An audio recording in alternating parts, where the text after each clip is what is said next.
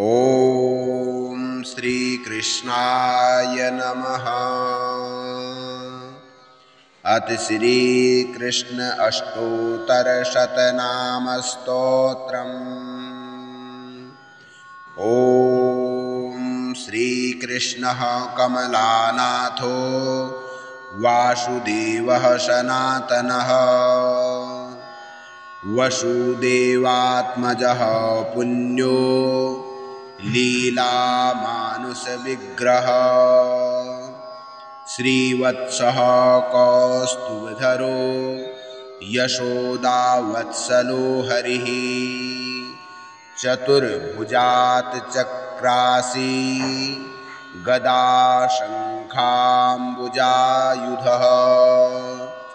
देवकीनन्दनः श्रीशो नन्दगोपप्रियात्मजः यमुनावेगसंहारी बलभद्रप्रियानुजः पूतनाजीवितहरा शकटासुरभञ्जनः नन्दवज्रः जनानन्दी सच्चिदानन्दविग्रह नवनीतनवाहारी मुचुकुन्दप्रसादक षोडस्त्रिसहस्रेश श्रीभद्रङ्गो मधुराकृतिः सुकवागमृताब्धेन्दु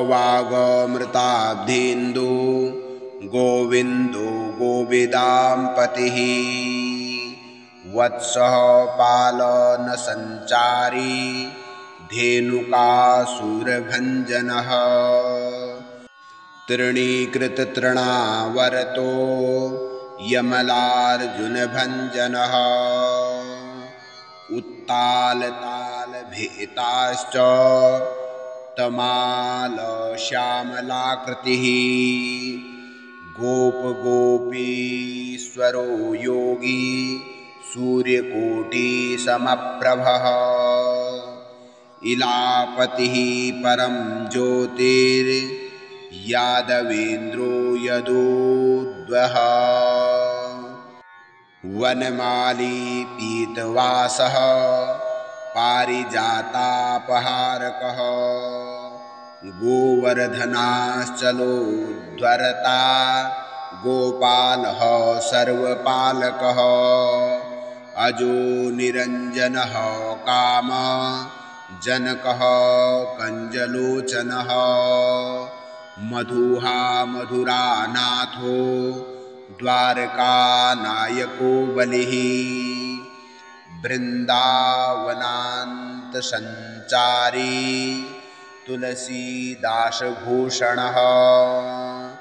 शमन्तकमरणे हर्ता नरनारायणात्मकः कुब्जा कृष्णाम्बरधरो मायी परमपुरुषः मुष्टिकासुरचाणूर महायुद्धविशारदः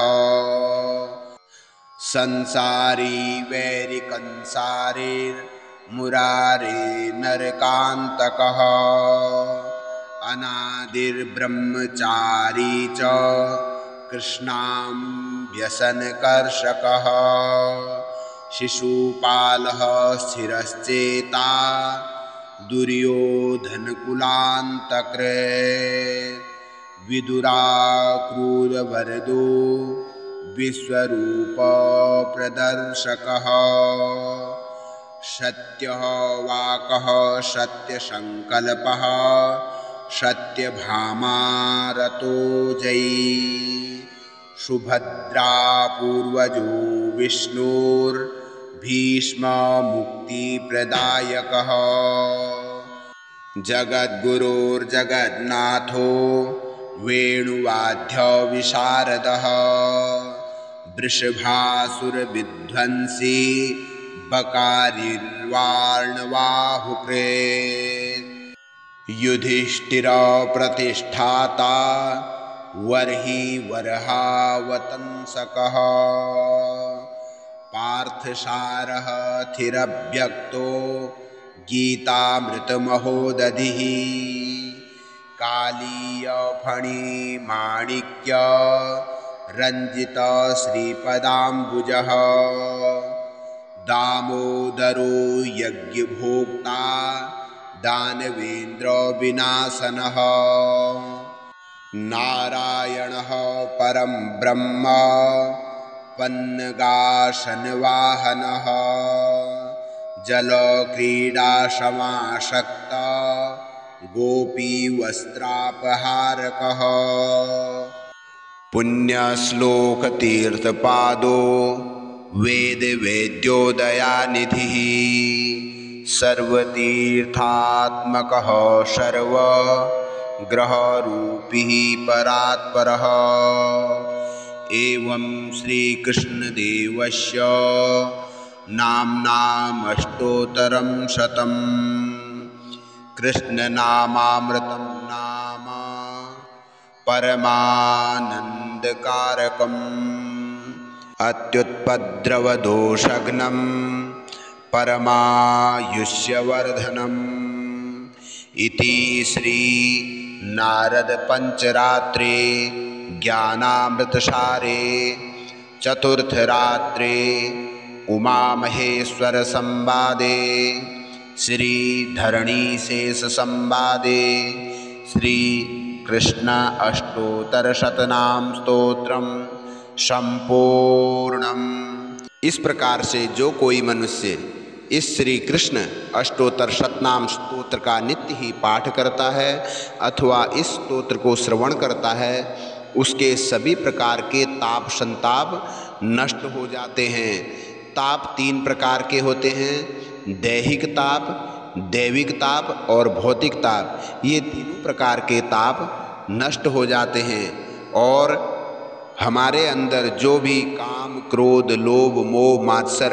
आदि ये भरे पड़े हैं, ये भी धीरे धीरे खत्म होने लगते हैं और हमारे घर में सुख, शांति, समृद्धि, ऐश्वर्य की वृद्धि होती है।